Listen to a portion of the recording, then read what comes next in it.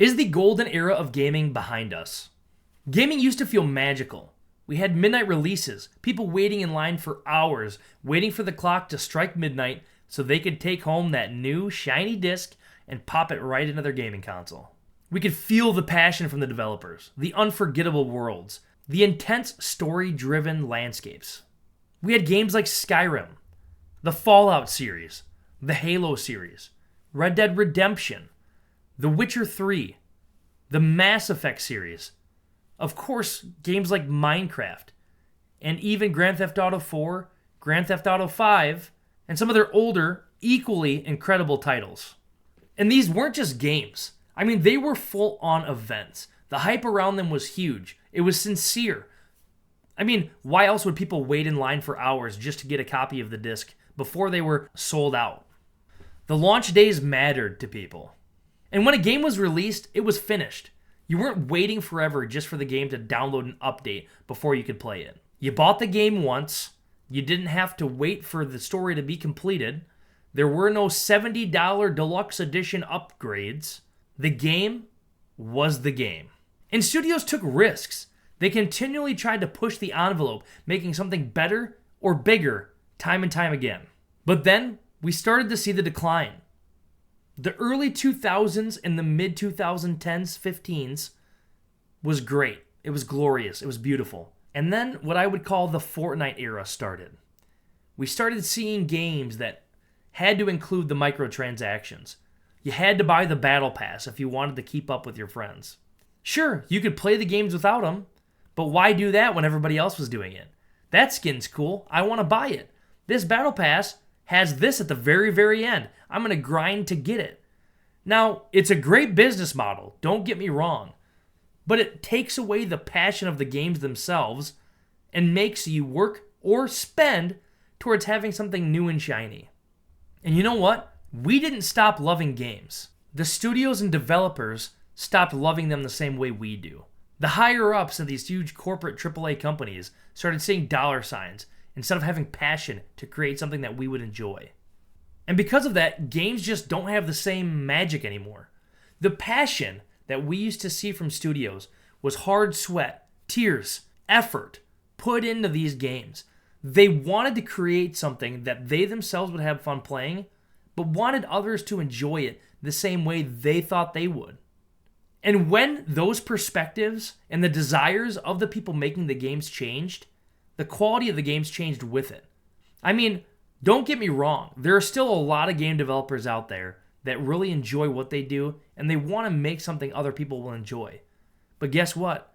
We're seeing that more now from indie studios than we are from the AAA studios. And honestly, it creates a culture where a lot of the consumers don't want to keep paying money to these AAA studios because they feel the passion isn't there and they feel that they're getting a subpar product. Now, of course, this is not always the case. There are exceptions to every rule. But we see it more often than not nowadays, it seems. And you know what? This isn't all the studio's fault. There's always the social media negativity. Think of being a gaming developer now. If you work for a studio, but you have huge passion for your project and the game you're working on, you have to read every mean and nasty comment online. Now, yes, I know you can avoid and try to stay away from it, but it always inadvertently comes back to bite you. People talk so negatively on their phones or behind their computer screen. It's so easy to type things up and tear somebody else down when you're not standing face to face with them. And I know people should try to do better, but it's really easy to criticize. Nowadays, we as consumers want perfection. Trust me, I get it. I feel it. I'm a consumer. I buy the same games that you guys buy. But that is one thing that we should understand is, although the people at the top may try to move that needle and make more money, we have to understand there are real people behind the games too. So I do say, while constructive criticism is one of the most powerful things we can do as gamers, there are real people. So we need to be respectful in how we do it. Because at the end of the day, it's not just going to be the actual developers behind the games. It's not their fault. A lot of the times it's corporate cuts. It's moving timelines. It's shifting workforce. All of those things can impact a game extremely heavily. So while we do need to hold some of these studios accountable, we also need to learn restraint and patience and give constructive criticism, but not just criticism for the sake of criticism. So is the golden era of gaming behind us? Honestly, I think to a degree it is. We don't have midnight releases the same way we used to. The camaraderie of buying games is not the same. I can sit at home, start a download 5 hours before the game releases, have the game downloaded 3 hours before the game is ready to go, and then just hop on the game. And if some of my friends are online, they're online. If none of my friends are online, I guess I'm playing solo or not playing at all. Maybe it's a single player game that I decide to play at midnight. It's not the same because you're not getting around people, having the camaraderie of the midnight releases. And it's not only that. I might download a game, but 3 hours after the game launches, there's a fatal error and there needs to be an emergency hotfix.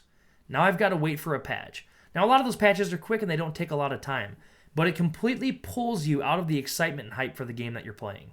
And when we're talking about passion and the passion of studios or developers, I feel like, for the most part, we used to have more passion behind the people creating these games. They wanted to create something beautiful that we would love to play. And nowadays, while there is still some of that out there, it's to a lesser degree.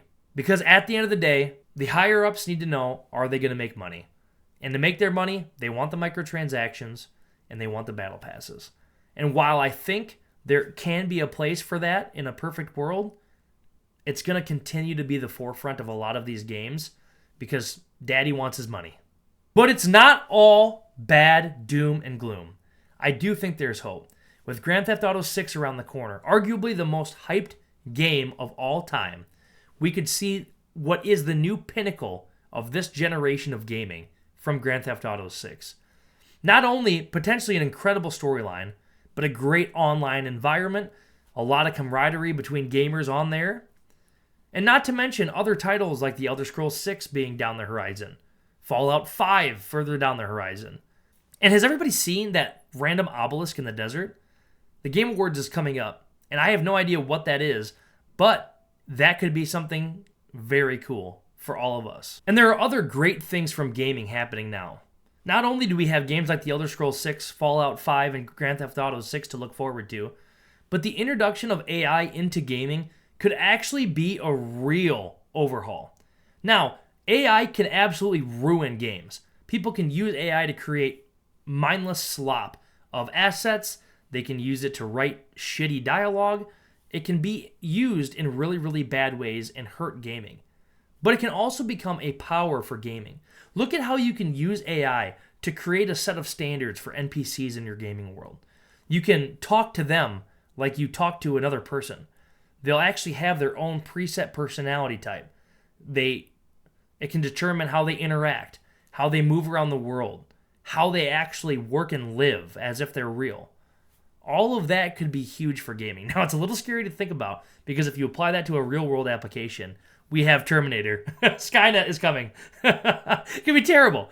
But in a gaming setting, that can overhaul these games and make the world so much more immersive and make us feel like we're truly living and breathing characters in these game worlds. And that is something that could be beautiful for the future of gaming. So it's not all bad. There really are great things to look forward to. And while I think there are points of this golden era of gaming that we're past, there are other things that could be highlighted and be more beautiful than ever as we move forward. But let me know what you guys think in the comments. Are we really past the golden era of gaming, or are there more things to look forward to as we progress into 2026 and beyond? I actually really can't wait to hear your thoughts.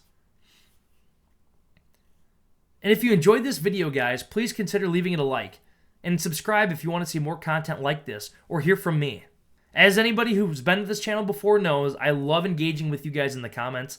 I enjoy dialogue, I enjoy debate, so please feel free to comment. Really, it's a good time for me, and having these threads of conversation in my videos is truly exciting, and I feel like we're building a cool little community here. But that's it for today's video, so I hope you enjoyed, and until next time, well met, travelers.